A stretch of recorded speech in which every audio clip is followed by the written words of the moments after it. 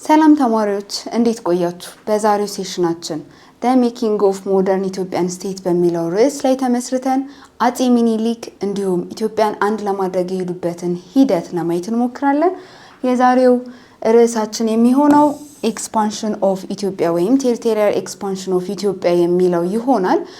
አፄ ሚኒሊክ ኢትዮጵያን በሚመሩበት ሰዓት የሄዱባቸው የኢትዮጵያን ግዛት የማስፋፋት ሂደቶች ነበሩ። እነዛ ፌዞች ደግሞ በሶስት እንከፍላቸዋለን። የመጀመሪያው ፌዝ የሸዋ ንጉስ በነበሩበት ሰዓት ያደረጉት ፌዝ ሲሆን ከ1865 እስከ 1889 የነበረውን ጊዜ የሚጠቁመን ይሆናል። ሁለተኛው ፌዝ ደግሞ ከ1889 እስከ የአድዋ ጦርነት ወይም 1896 ድረስ የነበረውን ሂደት ይሆናል። ሶስተኛው ደግሞ ከአድዋ ጦርነት በኋላ የነበረውን ከ1896 እስከ 1900 የነበረውን አጠቃላይ የግዛት ማስፋፋት ሂደት ይሆናል ማለት ነው። እዚህ ካርታ ላይ እንደምትመለከቱት አፄ ሚኒሊክ የሸዋ ንጉስ ነበሩ። ከዛም በኋላ ግን እስከ ጅማንም እዚህ ጋር እስከ ጎባ፣ ሐረር እና የተለያዩ ቦታዎችን ለመቆጣጠርና ግዛታቸውን ለማስፋፋት ችለዋል። እንዴት ነው ይሄንን ግዛት ለማስፋፋት የቻሉት? አብረን እንይ። የመጀመሪያው ላይ አፄ ሚኒሊክ የሸዋ ንጉስ በነበሩበት ሰዓት ቱላማና እንዲሁም ደግሞ ማቻ ኦሮሞ የሚባሉትን ቦታዎች አንድ ላይ በማድረግ የራሳቸው ግዛት ለማድረግ ሞክረው ነበር። ይህንን ነገር በሚሞክሩበት ሰዓት ደግሞ ዋናው ሲያግዛቸው የነበረው ጓድ ወይም ደግሞ አብራቸው ሲመራ የነበረው ማነው? ራስ ጎበና ዳቼ የሚባለው ነው ማለት ነው።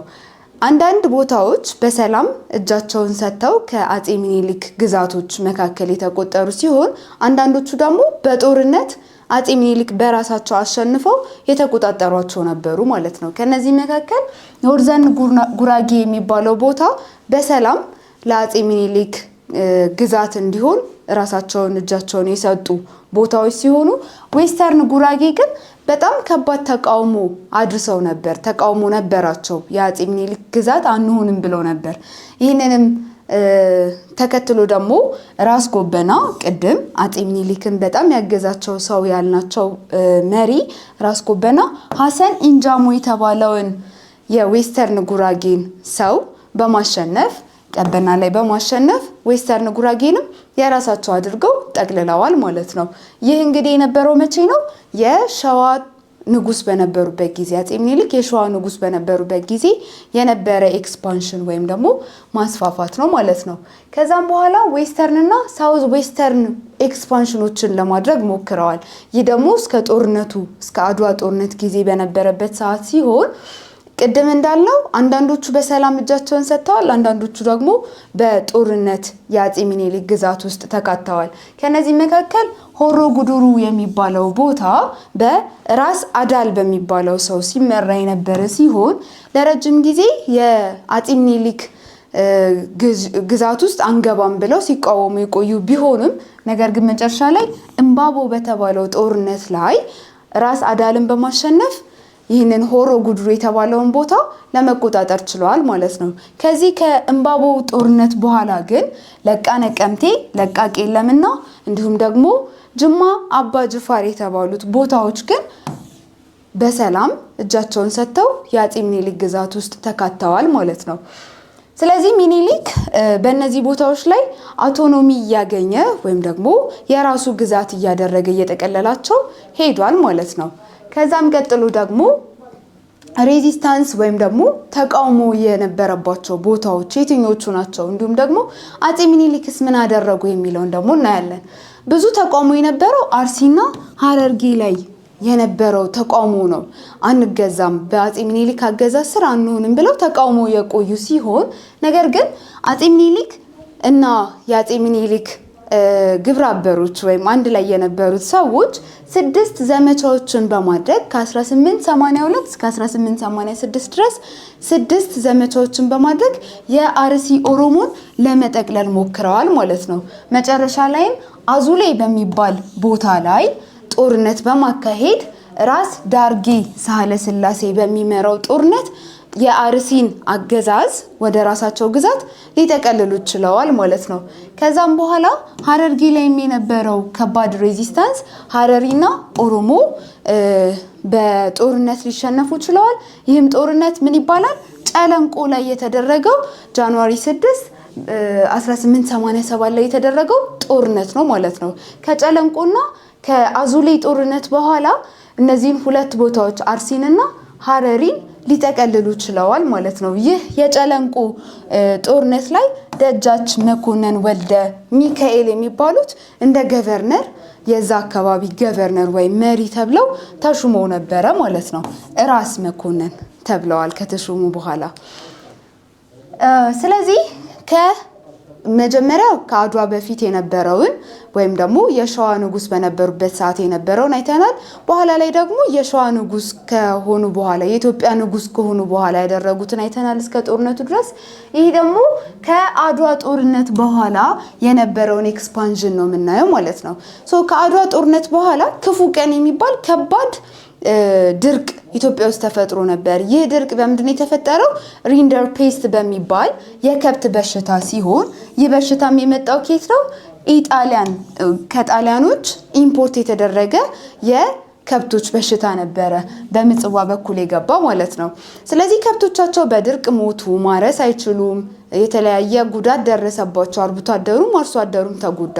በዛን ሰዓት ከባድ የሆነ ድርቅ ተከሰተ። ያ ድርቁ ስማን ይባላል?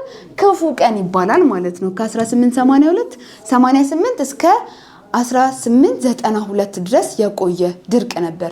በዚህ ድርቅ ጊዜ አፄ ሚኒሊክ ሲያደርጉት የነበረው የግዛት ማስፋፋት ሂደት በጣም ቀለለላቸው። ምክንያቱም ብዙ ቦታዎች በፈቃዳቸው ለአፄ ሚኒሊክ እጃቸውን መስጠት ቻሉ ማለት ነው።